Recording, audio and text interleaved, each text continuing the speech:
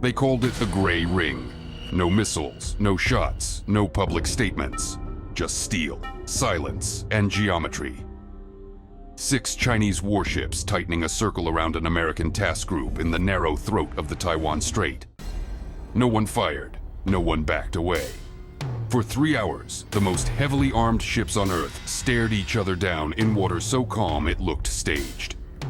It wasn't a war, not officially, but if anyone made a mistake, it would become one before anyone ashore had time to draft a press release. The operation began as a transit. It ended as a blockade that never used the word. At 9:42 local time, the USS Rafael Peralta entered the central corridor of the strait, a routine freedom of navigation passage, same route the Navy had taken for decades, same political message repeated in every briefing since the Cold War. International waters, lawful transit, no negotiation. Following 5,000 yards astern, the Canadian frigate HMCS Vancouver. Both ships maintained 15 knots, steady heading, no radar silence. The air was clear, the sea almost flat. But to the west, beyond the haze, radar scopes were filling with contacts, unidentified at first, then tagged one by one as PLAN destroyers and frigates matching formation headings toward the American column. At 9:57, the picture solidified. 4 Type 55 destroyers and 2 Type 52D frigates forming a loose crescent. Bearing east, speed 18 knots, range 38 nautical miles. Their intent became obvious as the geometry closed. The U.S. ships were being herded into the middle lane of the strait. The tactical action officer on Peralta marked the pattern, a converging pincer coordinated by data link. The Chinese ships weren't just shadowing, they were constructing a moving perimeter, tightening every minute. The order from 7th Fleet was short: maintain transit, assert rights, avoid provocation. But provocation was exactly what was coming. By 10:08, the outer Chinese formation dropped speed to match the American convoy. A Type 55 positioned off Peralta's port beam at 8,000 yards, another to starboard slightly ahead. The remaining ships fanned wide behind, closing the exit lanes. Over voice circuits, Chinese bridge calls began, heavily accented English. Foreign warships, you are in Chinese territorial waters. Alter course immediately. The American captain responded by book, conducting lawful transit in international waters. No deviation. Both sides recorded every transmission. Every word would be replayed later in conference rooms and press briefings, dissected like evidence from a crime scene. At 10:15, the nearest Chinese destroyer crossed 2,500 yards. Too close for comfort, far inside safe maneuvering distance. Electronic warfare suites lit up as the ships began active radar illumination. The Peralta's screens filled with X-band pulses from multiple vectors. Chinese fire control radars weren't locking, but they were watching, mapping hull outlines with centimeter precision. The American Combat Information Center logged each emission, cataloged frequency, power, repetition rate. This wasn't random harassment, it was a full-spectrum measurement event. Beijing wanted data, reaction times, defensive posture, the exact moment the U.S. Navy would twitch. By 10:23, the blockade pattern was complete. 6 ships encircled the Peralta and Vancouver in a slow-moving ring, 2,700 yards across. Helicopters from the Chinese flagship lifted off, orbiting at 200 feet with camera pods trained on the U.S. decks. Every sailor topside could see the red star markings on the fuselage. The bridge team watched bearing drift freeze at 0. The Chinese weren't moving anymore. They'd locked the circle and stopped. That was the moment the transit became a standoff. The destroyer was still underway, but inside a cage that moved with it. Inside the Combat Information Center, the atmosphere changed. Drills didn't prepare for this exact configuration.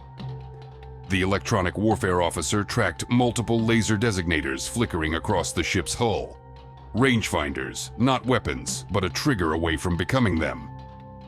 The captain ordered Condition 2, partial battle readiness. All stations manned, guns loaded but safed. The Canadian frigate mirrored the order. Every movement now mattered. A turn too wide, a radio burst at the wrong moment. A single radar mode misinterpreted could escalate the encounter from professional harassment to full-scale engagement. At 10:36, one of the Chinese frigates broke pattern. She accelerated to 25 knots, cut across the Peralta's bow, then slowed abruptly, forcing the American ship to reduce speed. The intent was textbook intimidation. Force the opponent to maneuver, make it look like retreat. The Peralta's helm held course within 5 degrees. Collision alarms armed automatically as the frigate crossed less than 500 yards ahead, her wake washing across the destroyer's bow. Cameras captured every second. The Chinese crew stood on deck, some holding phones. Psychological warfare through optics. The Chinese flagship broadcast on open frequencies again. U.S. warship, you are in violation of Chinese maritime law. You must stop engines. The American bridge ignored it. The tactical action officer reported increased targeting emissions, multiple S-band sources now active. Electronic warfare systems began selective jamming, soft noise bursts to confuse range gates. The Chinese didn't respond, but the effect showed on the spectrum analyzer. Several radars switched frequency, trying to burn through interference.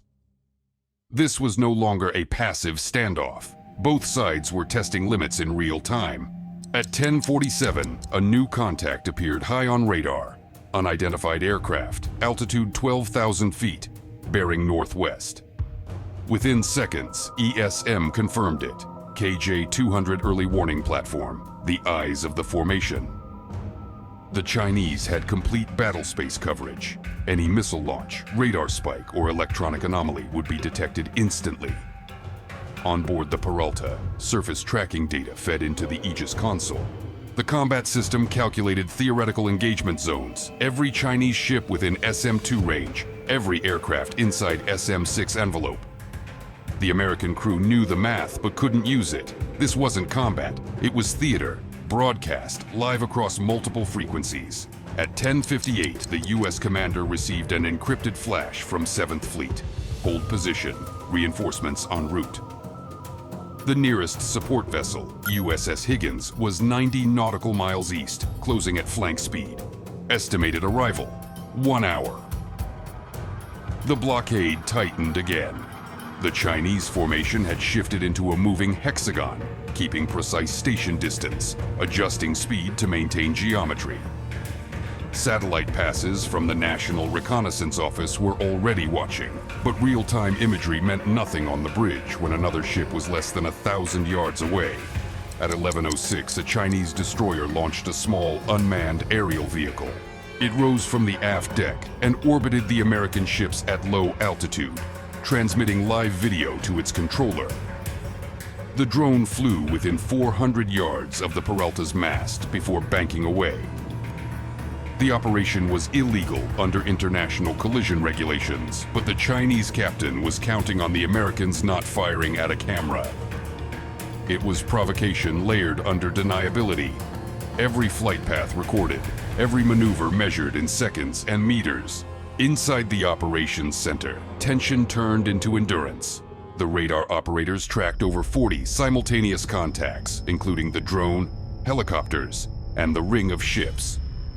Electronic warfare sensors showed continuous scanning, almost artistic in its precision. The captain requested confirmation from command, authorization to maneuver if safety compromised. The answer returned in seconds. Affirmative, minimal deviation. Rules of engagement unchanged. That phrase meant one thing: do not shoot unless fired upon. Every officer aboard knew it by heart, but knowing didn't make it easier to stand still while being surrounded by ships broadcasting foreign targeting radars directly at them. At 11:18, the first sign of potential escalation appeared. A Chinese destroyer off the port quarter activated her vertical launch bay ventilation. It was not a weapon release, but every Aegis console alarmed automatically. Thermal sensors detected the heat bloom, the precursor to missile readiness. Within seconds, American radar operators saw it too. VLS hatches open on an opposing warship meant one wrong calculation from disaster. The Peralta's combat system locked soft tracks, fire control solutions built but held. The captain's voice was calm. Do not engage, continue tracking. By 11:24, the Canadian frigate moved closer, forming a two-ship defensive column. Their radar systems linked automatically, doubling situational awareness. The Chinese didn't interfere. They only tightened formation again, now under 2,000 yards. It was the closest any major navies had come to physical encirclement since the Cold War. The EW officer noted increased chatter in Mandarin across military bands, short, clipped commands, repeated every 15 seconds. Coordination. The blockade was dynamic, responding to every move. It was not symbolic. It was tactical rehearsal. At 11:33, a USP-8 Poseidon maritime patrol aircraft appeared on the radar horizon, orbiting at 30,000 feet. Within minutes, the entire electronic picture changed. The American ships were no longer alone. The data feed from the aircraft integrated into the Aegis network, expanding sensor range beyond the horizon. Every Chinese ship was now a glowing icon with full telemetry. The tactical action officer smiled for the first time in an hour. The Chinese ships knew what that meant too. Their radars dimmed slightly. The game had shifted. At 11:42, new contacts appeared to the east. Additional U.S. assets. Destroyers Higgins and John Finn closing at 30 knots. Reinforcements visible on Chinese scopes. The balance was turning. The encircling formation hesitated, subtle at first. Their headings drifted, coordination loosened. The captain of Peralta ordered steady course, no communication, no acknowledgement. Let the data speak.